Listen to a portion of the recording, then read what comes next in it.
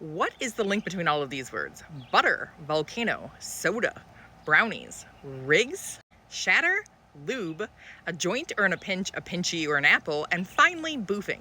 Well, if you have joined in today's version of Drugs Connection, you would understand that those terms are all different ways that people use weed. But which ways are more likely to last a little too long, or to be more terrible for somebody who's a first-time user? Or in general, should you just not try at all? Today, I, a drug scientist, am breaking down the particulars on partaking in cannabis. So let's start with the most popular method, which is just inhaling. So that includes things like smoking and vaping. And smoking is where you're actually directly combusting the flower. So you either just buy flower, so the actual buds, and then you have like a hand pipe, or you can do things like use a water pipe, also known as a bong, which you are smoking but kind of through a filter of a water. And then you can also smoke things like blunts or spliffs or joints. Now, spliffs apparently have a different meaning in different parts of the country. Like, I got into a fight with a gravedigger about this once on the job. But yeah, so spliffs typically are like tobacco with weed, but then things like joints and blunts and pre-rolls, that's typically just the flower itself. And so smoking is actually combusting that flower. Now, you can do things like spray or brush other sorts of concentrates on it to make it more potent, because if your weed wasn't weedy enough, just add some more weed to it. But all of these are based on the same principle of you're actually inhaling like the combustible material. Now the problem here is that you're inhaling combustible material. So you are putting things in your lungs that probably shouldn't be there. And so that's why people say that they use things like bongs. So bongs are supposed to have like this water aspect that both like cools, so it like decreases the irritation in things like your throat. But it's also supposed to help like decrease the concentration of particulates. So basically like make the smoking less worse for you. But here's the thing, it doesn't seem to actually do this. MAPS actually did kind of the original study on this in 1996 using Nida weed, which by the way is not great. At that point it was 2.3% THC. And what they found was that actually like bongs were kind of just as bad as everything else in terms of the amount of particulates you're gonna get. In fact, bongs were worse than like unfiltered joints. So what people decided to do instead was to vaporize. So what vaporizing is doing is it's basically like heating up that weed, but to a certain point that is not actually combusting, but it is producing aerosolized weed, which then you can inhale. So all of these are gonna give you effects that are relatively quick. So we're talking about you will start to feel the effects almost immediately, but peak effects are usually within 2 to 3 minutes. So they're giving you very fast-acting effects. And those fast-acting effects means that it can help you kind of titrate better. So when you're smoking, you can be like, okay, well, I just took that hit and I am high enough, so I'm not going to take any more. Now for vaping, you can vape flower, which is kind of similar to smoking, except fewer particulates, or you can vape things like concentrates. And here's where things get a little bit more confusing. So there are so many different concentrates out there. So we're talking about like sugars and butters and batters and rosin and resin and live rosin and live resin. I feel like I'm in Forrest Gump where they're just listing off like shrimp scampi, but instead it's like all of the different ways that you can use weed. Like that MAP study showed that vaping is, yes, better for things like your lungs, but when you're vaping concentrates, you are vaping some very high potency drugs. That's where you're seeing like the 60 to 80% THC instead of like the 20% that you're getting typically in the flowers.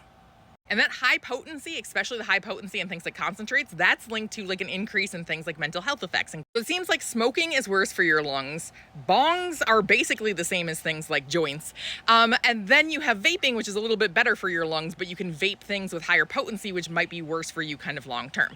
Now, there are some very problematic things to avoid using in this case. And I'm talking about specifically things like bucket bongs. Now, bucket bongs are kind of like gravity bongs, but instead of like the glass version that you can buy, they are just like what are used in rural areas where you're literally using like a bucket and like a 2 liter of pop. Oh, this is specifically linked to things like pneumonitis, which is kind of like pneumonia, but you are, instead of having like a bacteria, you're just inhaling things that you shouldn't be. So this is problematic and people shouldn't be doing that. But I think you know that. You probably shouldn't be smoking out of tin cans or like off of aluminum foil because maybe there's like a non-stick surface there. We actually don't have good scientific evidence on this. I'm going to say it's probably bad, but we haven't done the science on it yet. But in general, like probably don't just be smoking off of random things that you find because that's not good for your lungs. Also linked to that, y'all, clean your devices. So if you go on our trees, you can see some genuinely disgusting things. Like people do not change their bong water or just build up a whole bunch of resin in their pipes. And that is not good to smoke either. In general, stop smoking terrible things. That was just the inhalation route. Let's talk about some of the others. Oral is the second most popular route. And so this is taking things like edibles. So this is like THC soda and the brownies and like all the cookbooks that say like, here's how you can cook with the butter. Like those are all using it in the oral route of administration. Now the thing here is that the oral route of administration first takes more of the drug because you're actually getting less of it in your system. Now, in terms of the percentage that's bioavailable, basically like the dose that's actually making it into your bloodstream, you're getting on average about 6% if you're using something orally. Now, that's in comparison to something around 20% for smoking. So you can see that it takes more weed to produce the same effects for oral. But it also lasts longer and takes longer to feel the effects, which is both good and bad. So some people want to have like a later effect and some people want a longer lasting effect, especially things for medicinal uses. But also people will get very impatient and then they'll start to use more. And here's the problem with oral. You're not titrating your dose. So once you take that dose, you get that dose. So if you took a 200 milligram chocolate bar, like you're going on an adventure, Charlie. Also, this effect depends on things like what you've eaten. So it's going to show a longer lasting effect for things like if you had a high fat food.